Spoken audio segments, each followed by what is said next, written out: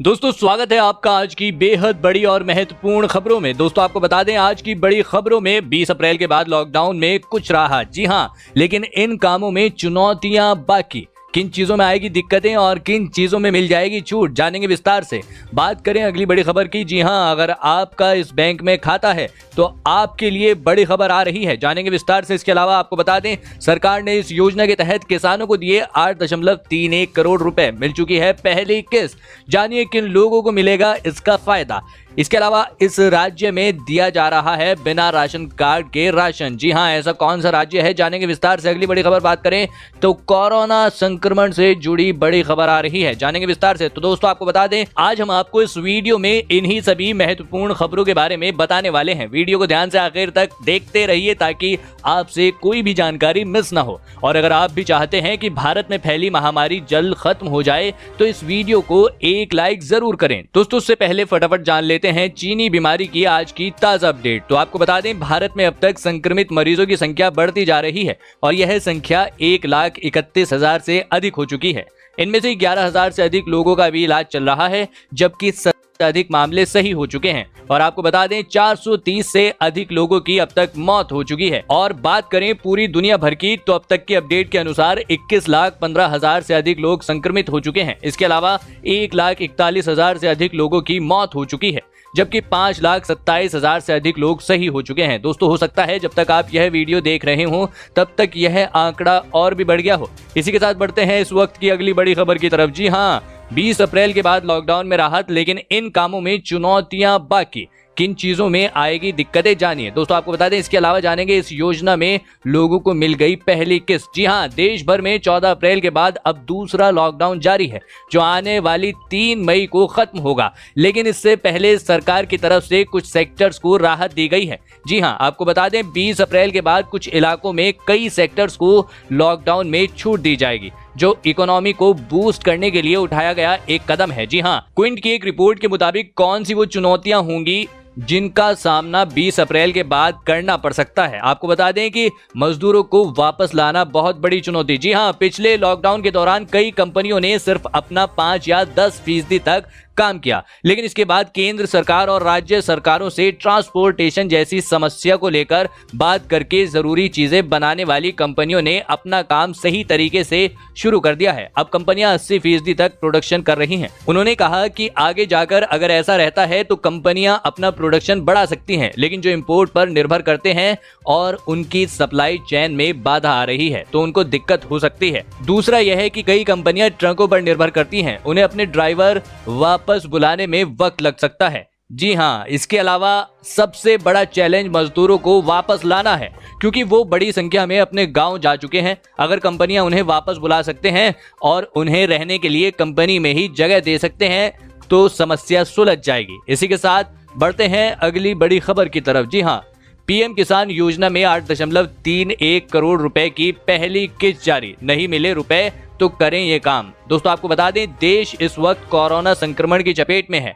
आम जनता के साथ ही देश के किसानों के लिए यह बेहद मुश्किल भरा वक्त है। इस बीच देश के करोड़ों किसानों के लिए यह राहत भरी खबर है कि मोदी सरकार ने प्रधानमंत्री किसान सम्मान निधि योजना के तहत लॉकडाउन शुरू होने के बाद से लेकर अब तक 8.31 करोड़ रजिस्टर्ड किसानों के खाते में 2,000 रुपए की पहली किस्त जमा कर दी है। सरकार ने इस योजना के तहत 16,621 करोड़ रुपए भेजे हैं। इसके अलावा अब सिर्फ 70 लाख किसानों के खाते में ही किस्त का पैसा भेजना बाकी रह गया है। बता दें कि इस योजना के तहत लगभग 9 करोड़ किसानों ने अपना रजिस्ट्रेशन कराया है। वहीं सरकार का लक्ष्य इस योजना में 14.5 करोड़ किसानों को रजिस्टर्ड करना है। दरअसल आपको बता दें पीएम किसान सम्मान निधि योजना के तहत रजिस्ट्रेशन कराने वाले किसानों को केंद्र की ओर से हर साल 6,000 रुपए की राहत राशि दी जा रही है। यह राशि 3 किस्तों में किसान के खाते में आएगी। आपको बता दें सरकार द्वारा पहली किस्त जमा कराने की कवायद की जा रही है,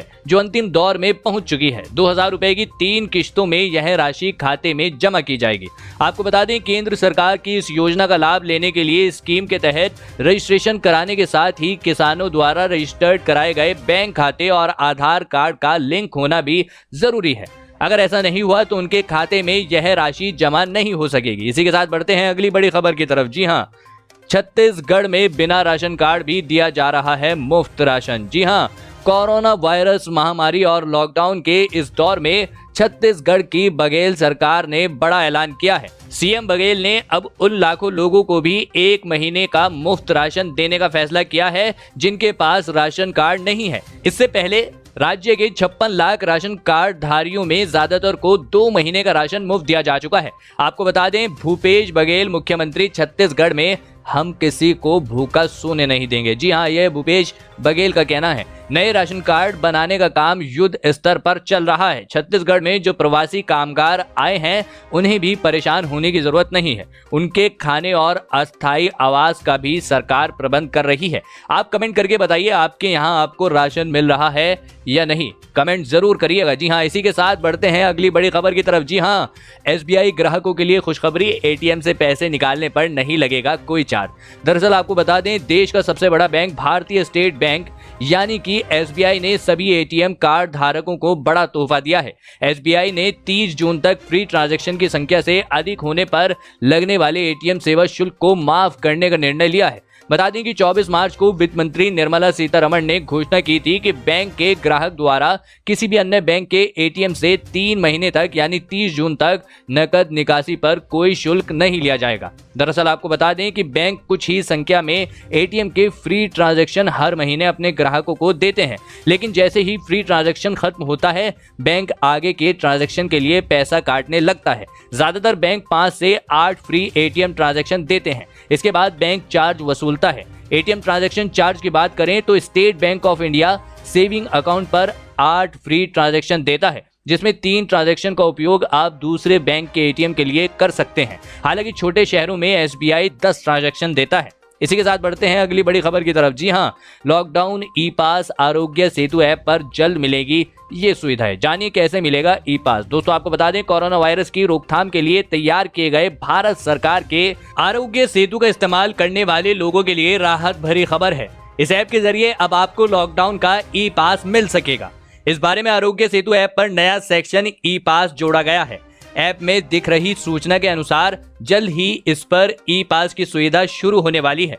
ऐसे में जरूरी काम से बाहर न निकल पाने वाले लोगों को बड़ी सहूलियत होगी। जी हाँ, आपको बता दें, दिल्ली समेत देश के कई इलाकों में स्थानीय प्रशासन की ओर से ई पास या पास की सुविधा शुरू की गई है, लेकिन बहुत से लोग अभी भी इस सुविधा से वंचित हैं। लोगों का इंतजार है कि सरकार कब थोड़ी नरमी बरते और आसानी से पास जारी कर लोगों को जरूरी काम निपटाने की छूट दे। इसी के साथ बढ़ते हैं अगली बड़ी खबर की तरफ। जी हाँ, 5 करोड़ नौकरी पेशा लोगों को राहत, पीएफ खाते में 15 मई तक मार्च का पैसा जमा करेंगी कंपनियां।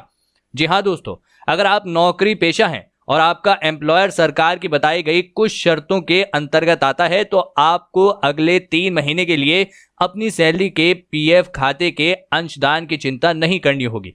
अगले 3 महीनों के लिए आपकी सैलरी से पीएफ का पैसा नहीं कटेगा, बशर्ते इन नियमों को आपका नियोक्ता पूरा करता हो। दरअसल आपको बता दें, भारत ने कहा है कि अगले 3 महीनों के लिए नियोक्ता और कर्मचारी 12% प्रत्येक के योगदान का भुगतान करेगी। यदि आपकी स्थापना में 100 कर्मचारी हैं और उनमें से 90% कर्मचारी 15,000 रुपए महीने से कम कमाते हैं, यह आपको वित्तीय रूप से लाभान्वित करेगा और आपके पेरोल पर कर्मचारियों की निरंतरता को भी बनाए रखेगा। इसी के साथ बढ़ते हैं इस वक्त की अगली बड़ी खबर की तरफ। जी हाँ, 3 मई तक ये है बैंकों की टाइमिंग। सरकार ने जारी की गाइडलाइन। अगर आपका भी बैंक में खाता है तो आपके लिए महत्वपूर्ण खबरें। दरअसल आपको बता दें, कोरोना संकट के चलते केंद्र सरकार ने लॉकडाउन को 3 मई तक के लिए बढ़ा दिया है।